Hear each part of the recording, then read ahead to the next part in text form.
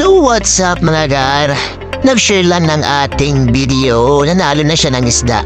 Kaya ano pang hinihintay mo? Follow my page gar para applyin habis sa ating post sa free raffle. Hindi lang free raffle mga gara, namimigay rin tayo sa ating lucky sharer. Kagaya na lang neto mga gar. Pangalawang panalo na neto, una sa lucky spin na yon sa lucky sharer. Swerte ni gar ay...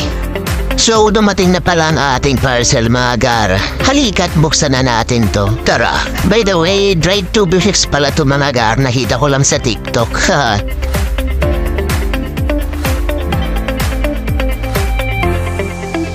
Ang mahiwagang dried to be fixed. Tantadadan! So, try na natin to sa pinakamahal nating isda mga gar. Tara. So, try na natin mga gar kung magugustuhan nila.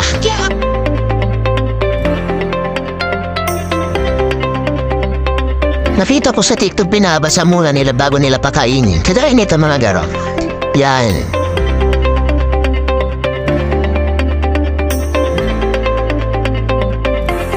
Okay naman siya mga gar. Nagugustuhan naman nila.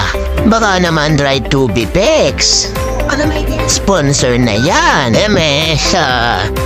At dumako naman tayo sa ating flower horn mga gar. Nakikita nyo naman kung gaano sila nasasarapan sa dried to be fixed mga gar.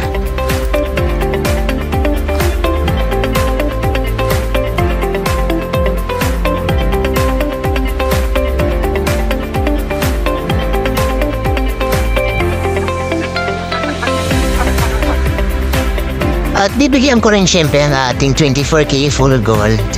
Kumikinanggar. Ganda ng ating 24K full gold. At hanggang dito na lang mga gar. See!